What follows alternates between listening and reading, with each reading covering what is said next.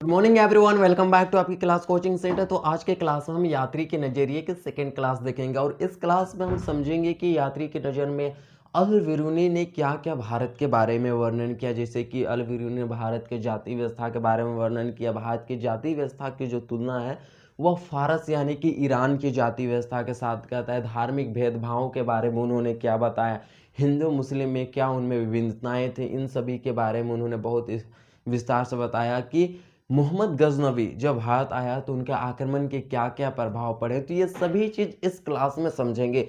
आप यदि इस वीडियो के अंत तक बने रहते हैं, जुड़े रहते हैं हमसे, तो इन सभी चीज़ के बारे में बहुत ही अच्छे तरीके से आपको समझ में आएंगे। तो आशा है कि आप लास्ट तक अंत तक वीडियो के बने रहें ताकि आपको हर एक चीज़, गजनवी का आक्रमण के प्रभाव क्या थे, अल बिरूनी के धार्मिक भेदभाव ने क्या बोला, उन्होंने अल बिरूनी ने क्यों भारत की जाति व्यवस्था की तुलना फारसी ईरान से की, ये सभी चीज़ के बारे में समझेंगे। उससे पहले आप एक नोट्स लिख लीजिए, क्योंकि नोट्स लिखने से आप वहाँ पे नोट्स लिखेंगे, बैठ के देखेंगे तो लगता है कि नहीं होम ट्यूशन के जैसा मैं आपका गाइडेंस कर रहा हूँ। तो आप पहले नोट्स लिख सकते हैं इसका।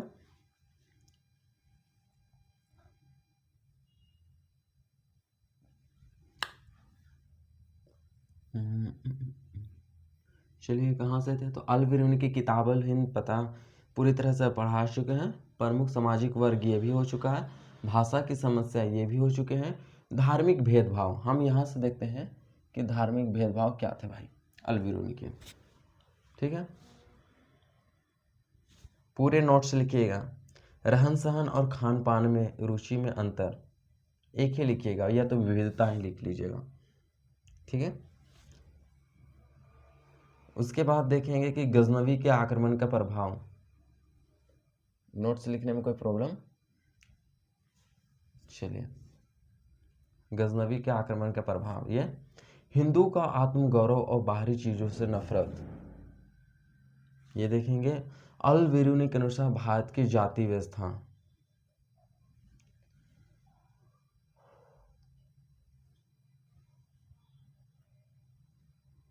अरे एक होते थे हमारे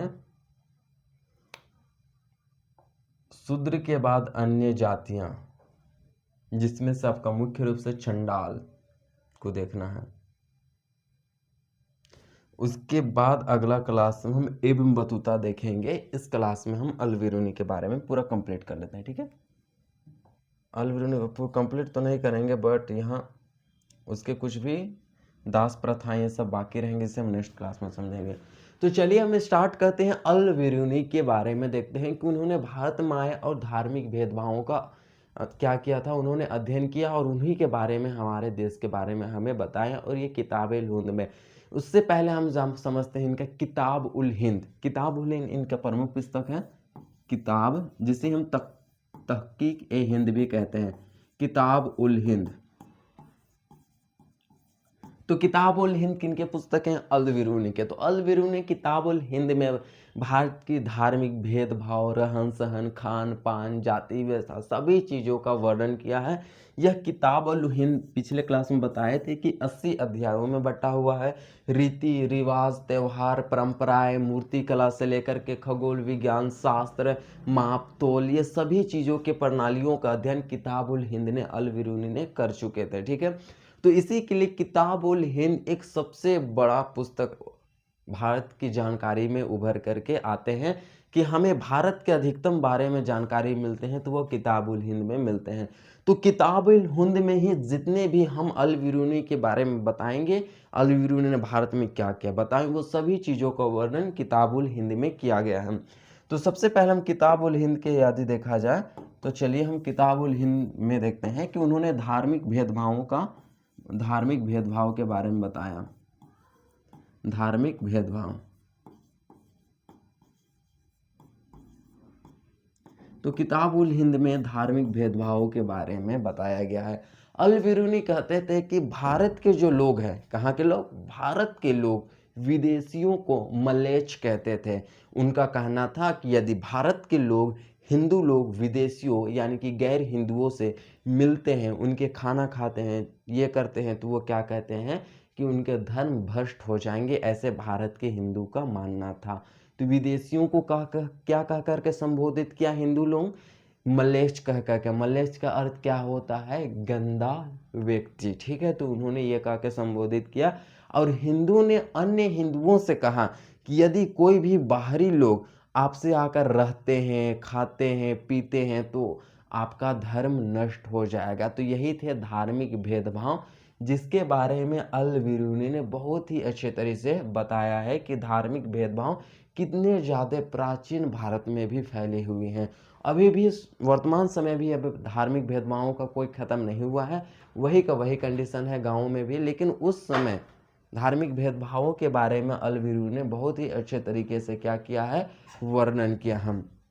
उसके बाद उन्होंने बताया रहन सहन और खान पान में अंतर। ये दूसरा टॉपिक आपका है, रहन सहन, एक हो गया खान पान में अंतर, ये आपका दूसरा टॉपिक हो गया, ठीक है। तो रहन सहन खान पान में क्या अंतर थे, तो आपको याद रखना है कि अल बिरूनी ने एक बार हिंदुओं की रहन सहन की तुलना विदेशियों से करते हैं, एक बार हिंदुओं की रहन सहन की तुलना वह मुसलमानों से करते हैं। तो आप ले सकते हैं हिंदू को बीच में केंद्र में बना सकते हैं, ये हैं आपके हिंदू, ठीक है। हिंदू की एक बार तुलना किससे करेंगे, मुस्लिम से, एम यानी मुस्लिम, ठीक है। और एक बार किससे करेंगे, विदेश से, वी माने विदेशियों से करेंगे, कौन, अल बिरूनी। और इसकी तुलना कह कौन रहे हैं, अल बिरूनी, ठीक है, अल बिरूनी। ये सारा काम किनका है, अल बिरूनी का है। तो अल बिरूनी एक बार हिंदुओं की रहन सहन की तुलना विदेशियों से करते हैं, यानी कि विदेशियों से करते हैं। उनका कहना है कि हम अभी इन दोनों के बीच के बात के जानते हैं, ठीक है। तो अल बिरूनी कहते हैं कि हिंदुओं का जो रहन सहन खान पान पहनावा ओढ़ावा है वो विदेशियों के रहन सहन खान पान और पहनावा ओढ़ावा से बिल्कुल भिन्न है। विदेश के लोग फटे जींस पहनते हैं, हमारे देश के लोग साड़ी पहनते हैं, धोती पहनते हैं। और विदेश के लोग क्या पहनते हैं, आधा कपड़ा पहनते हैं। तो एकदम बिल्कुल भी भिन्न है भारत के हिंदुओं के लोग विदेशियों के खान पान और रहन सहन से। या अल बिरूनी ने कहते हैं, इस तरह से बताते हैं। मैं नहीं जानता हूँ, आप भी नहीं जानते हैं, क्या बात है, हम लोग को पता कैसे चला, अल बिरूनी ने अपनी पुस्तक किताबुल हिंद में लिखी और वह किताबुल हिंद हमारे देश में है। और उन्हीं के बारे में जब हम लोग पढ़े तब हमें यह पता चला कि अल बिरूनी यह कहते थे भारत के प्रति, भारत के लोग जो हिंदू धर्म के जो लोग थे वो विदेशियों से इस तरह से भेदभाव करते थे खाने पीने में भी। वर्तमान समय भी आप देखिएगा कि विदेशियों की जो खान पान है वह हमारे देश की खान पान पहनावा ओढ़ावा से बिल्कुल भिन्न है अभी भी समय में। तो पहले कितना भिन्न हुए होंगे ये आप सोच सकते हैं। तो ये उन्होंने एक बार इससे किया। अब हिंदुओं की तुलना उन्होंने एक बार मुसलमानों से किया कि हिंदू और मुसलमानों में भी क्या अंतर है। ये तो देश दोनों भारत में ही रह रहे हैं, लेकिन 712 ईस्वी में ही मुसलमानों का इंटर भारत में हो चुका था, ठीक है, मोहम्मद बिन कासिम के द्वारा आक्रमण करके। तो हम और बात कब के कर रहे हैं, 1017 में ही भारत में अल बिरूनी आते हैं। तो 1017 के बाद के बारे में बात कर रहे हैं हम। तो अल बिरूनी क्या कर रहे हैं कि मुसलमान का खान पान वो मांस खाते हैं, हलाल करके मांस खाते हैं। लेकिन जो हिंदू हैं वह एक तरह से शाकाहारी है। अधिकतर हिंदू क्यों शाकाहारी है, क्योंकि अधिकतर जो भारत के जो हिंदू हैं वो पुरोहित हैं, पंडित हैं। अल बिरूनी तो पुरोहित और पंडितों से ही नहीं रहे, तो क्या पुरोहित और पंडित क्या मांस खाएंगे, नहीं ना खा सकते हैं। अल बिरूनी भारत आए तो उन्होंने अपना अधिकतम समय पंडितों के साथ बिताया, तो वही ना लिखेंगे। पूरे देश में भ्रमण करके उन्होंने ये सारे तो नहीं बोले कि हाँ अधिकतर हिंदू नहीं, तो हिंदू खाते हैं मांस, वैसी कोई बात नहीं है, मांसाहारी हैं। लेकिन अल बिरूनी का प्रॉब्लम है, क्योंकि अल बिरूनी ने तो किससे रहा, पंडितों के साथ अपना अधिकतम समय बिताया। इसलिए उन्होंने पंडितों के बारे में बताया कि हिंदू जो है अधिकतर शाकाहारी हैं और मुसलमान मांसाहारी हैं, वो हलाल करके खाते हैं। उन्होंने इस तरह से रहन सहन खान पान के बारे में बताया। उन्होंने बताया कि गजनवी के आक्रमण के प्रभाव, अल बिरूनी ने, ये आपका ये पहला टॉपिक था, ठीक है, ये तो आपका दूसरा टॉपिक था। अल बिरूनी ने गजनवी के आक्रमण के प्रभाव, हम देखते हैं गजनवी के आक्रमण के प्रभाव, आक्रमण के प्रभाव। तो गजनवी के आक्रमण के क्या क्या प्रभाव थे, उससे सबसे पहले आपको जानना है सोमनाथ मंदिर सभी को जानते होंगे क्या? सोमनाथ मंदिर, यहाँ पर आपको वेरी वेरी इंपॉर्टेंट, आपको याद होगा कि गजनबी भारत पर 17 बार आक्रमण किया।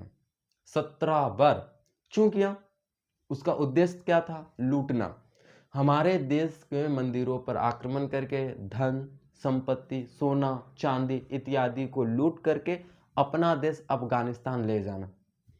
बहुत 17 बार आक्रमण किए, लेकिन उनके सबसे लास्ट आक्रमण था सोमनाथ के मंदिर पर, जो कि गुजरात के सौराष्ट्र वाले क्षेत्र में। आप यदि मैप में देखिएगा तो आपको पता चलेगा कि ये आपका है गुजरात के सौराष्ट्र वाले क्षेत्र, और यहाँ पे है आपके सोमनाथ मंदिर। यहाँ पे क्या है? यहीं पे है आपके एकदम जस्ट लोकेशन यहीं पे है सोमनाथ मंदिर का, सोमनाथ मंदिर के यहाँ पे है। तो अपने 17वां आक्रमण, गजनबी के 17वां आक्रमण अफगानिस्तान से, यहाँ है अफगानिस्तान, अफगानिस्तान से आया था गजनबी कहाँ? भारत के सोमनाथ मंदिर में लूटने के लिए। वो भारत के सोमनाथ मंदिर को लूटा, मंदिरों को तहस नहस किया और लेकर के चला गया। और गजनबी क्या था? एक मुसलमान था। एम लिख दे रहे हैं, ठीक है, शॉर्ट में। गजनबी एक मुसलमान था, इसलिए हिंदू और गजनबी हिंदू और मुसलमानों के बीच बहुत सारी घृणाएं उत्पन्न हो गई। क्यों? क्योंकि गजनबी एक मुसलमान होकर के ऐसा गलत और घिनौनी हरकत किए थे कि उन्होंने हमारे देश में आए, हमारे देश के मंदिर तोड़े, हमारे देश के धन सोना संपत्ति तोड़े और लेके चले गए। इसी के लिए उसी समय से हिंदू धर्म और मुसलमान धर्म, हिंदू और मुसलमान में एक तरह से घृणा उत्पन्न हो गई कि ये भी तो मुसलमान है, जब उनका नियत ऐसा हो सकता है तो इनका कैसे नहीं हो सकता है। उस समय के हिंदुओं का सोचना यह था, लेकिन वैसा कुछ बात नहीं है। हिंदू भी अपने जगह में अच्छे हैं, मुसलमान भी अच्छे हैं, अभी हम लोग के मध्य वैसा कुछ बात नहीं है। लेकिन ये पहले के हिंदुओं के सोचना थे, ये हम वैसा मत बोल दीजिए कि हम बोल रहे हैं, ठीक है। तो ये पहले के सोचने का, आपको समझाने के लिए बोल रहे हैं कि ये पहले का सोचने का बात था, इसलिए हिंदू और मुसलमान इन दोनों में क्या हो गया, एक तरह से आंतरिक भेदभाव लड़ाइयाँ काफ़ी ज़्यादा होने लगे हिंदू और मुसलमान में। तो यही थे गजनबी के आक्रमण के प्रभाव। उसके बाद आपका एक टॉपिक होगा कि हिंदू अपने संस्कृति आत्मगौरव, हिंदू के आत्मगौरव के बारे में पढ़ते हैं। तो हिंदुओं जो लोग थे वो अपनी संस्कृति, हिंदू लोग अपनी संस्कृति परंपरा, संस्कृति हो गया, परंपरा हो गया, संस्कृति हो गए, परंपरा हो गए, धर्म हो गए, देश हो गए, इन सभी पर क्या करते थे? आत्मगौरव करते थे कि नहीं, हमारा देश की संस्कृति परंपरा धर्म, ये देश, सभी देश अन्य देशों से सबसे ऊंचा है, यह मानना था। किनका? हमारे देश के हिंदुओं का। और बाकी के देश के जो संस्कृति परंपरा से हमारे देश के हिंदू क्या करते थे? घृणा करते थे, नफरत करते थे। यही थे। ये हो गया आपके। उसके बाद ये टॉपिक कंप्लीट हो चुके। वेरी वेरी इंपॉर्टेंट टॉपिक में आते हैं कि अल बिरूनी ने भारत की जाति व्यवस्था की तुलना फारस, जो कि अभी वर्तमान में ईरान कहते हैं फारस को। आपको याद रखने होगा कि फारस को वर्तमान में क्या कहते हैं? फारस को ही वर्तमान में ईरान कहते हैं, ठीक है, ईरान। तो फारस को ही वर्तमान में ईरान के, आपका लोकेशन ईरान जाएगा, ठीक है। तो उन्होंने, हम देखते हैं कि अल बिरू ने भारत की जाति व्यवस्था की तुलना किससे करता है? ईरान से करता है, फारस से करता है।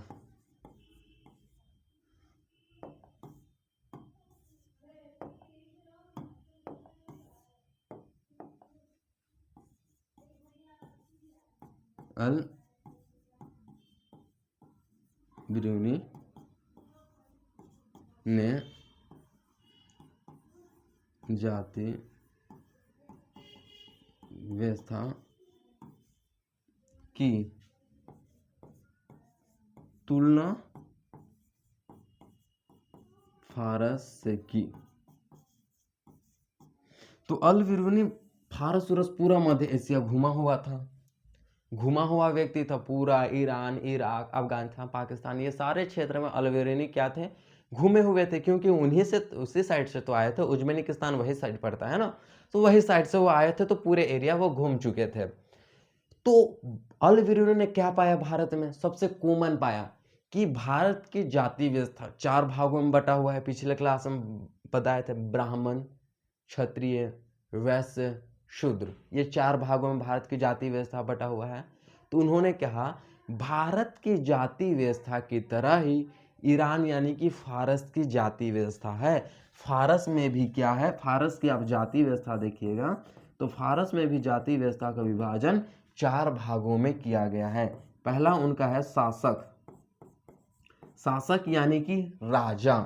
दूसरा है उनका क्षत्रिय, यहाँ पे उनको क्षत्रिय राजा का भाई के लिए किया गया है क्षत्रिय। तीसरा है वैश्य, वैश्य। और चौथा है शूद्र, चौथा है क्या है, शूद्र। ये फारस की जाति व्यवस्था है जिसकी तुलना अल बिरूनी ने भारत से की। भारत में क्या एक चीज कॉमन नहीं है कि क्षत्रिय और शासक ये दोनों एक है, लेकिन फारस में क्षत्रिय और शासक दोनों भिन्न है। शासक शासन करने वाला और क्षत्रिय शासक का भाई। समझ में आ गया। तो यहाँ पे हम ब्राह्मण रख देंगे, यहाँ पे ब्राह्मण अगर हम रख दिए, ब्राह्मण रख दिए तो ये भारत की जाति व्यवस्था, ब्राह्मण, क्षत्रिय, वैश्य, शूद्र, ये भारत की जाति व्यवस्था हो गए। लेकिन जब हम ब्राह्मण के जगह में शासक रख दिए, शासक, क्षत्रिय, वैश्य, शूद्र, ये फारस की जाति व्यवस्था है। तो उन्होंने अल बिरू ने कहा कि भारत की जाति व्यवस्था फारस यानी कि वर्तमान समय में ईरान कर सकते, ईरान की जाति व्यवस्था से मेल खाती है। ये किनके द्वारा बताया गया, तो इसका वर्णन अल बिरूनी के द्वारा ही किया गया है। ये आपके महत्वपूर्ण टॉपिक्स आते हैं कि क्वेश्चन में पूछे जाएंगे कि अल बिरूनी ने भारत की जाति व्यवस्था की तुलना किस देश के साथ की थी। तो आपका आंसर होगा फारस, फारस नहीं होगा तो आपका आंसर होगा ईरान। समझ में आ गया। ईरान या फारस दोनों में से एक देंगे। तो ये आपके हो चुके हैं। फिर हम देखते हैं कि शूद्र के बाद अन्य जातियां जैसे कि चंडाल, चंडाल, चंडाल। तो चंडाल कौन हुआ करते थे,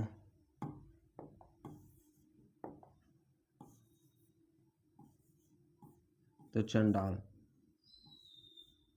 ठीक है, अच्छा से लिख देते हैं।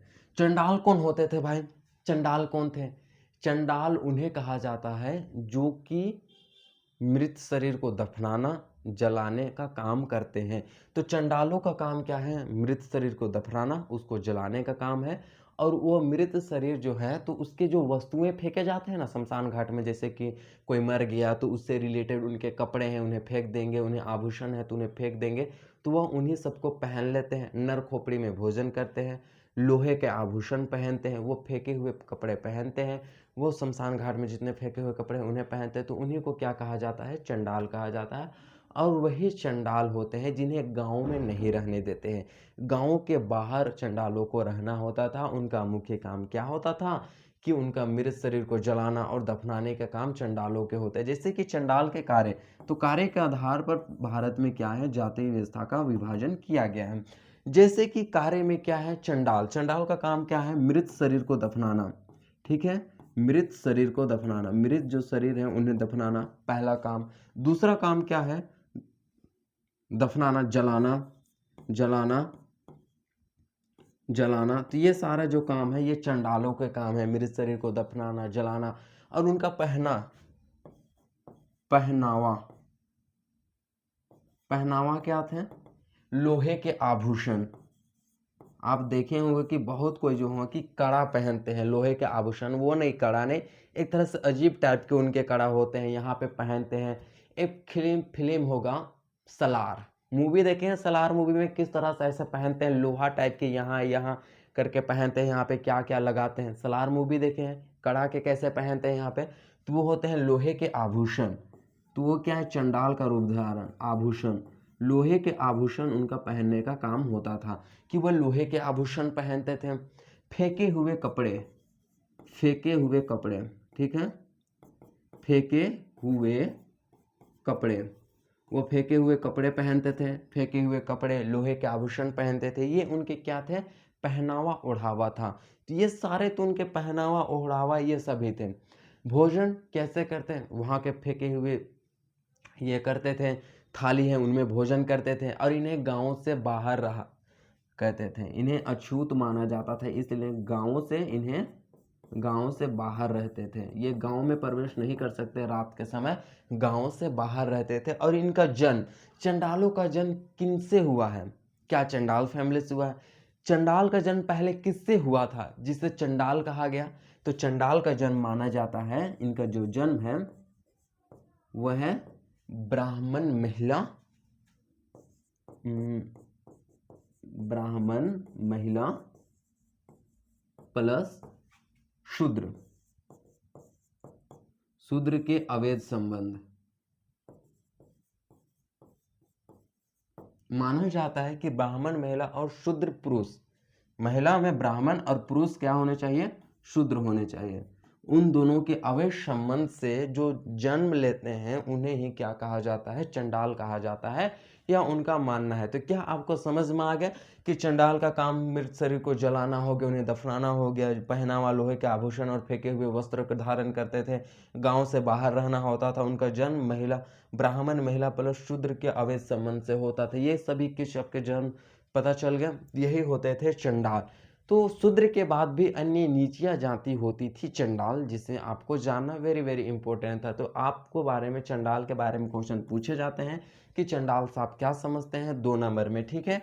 तो आप इसे VVI में रख लीजिएगा क्योंकि ये VVI क्वेश्चन है, इसे पूछे जाते हैं, ठीक है।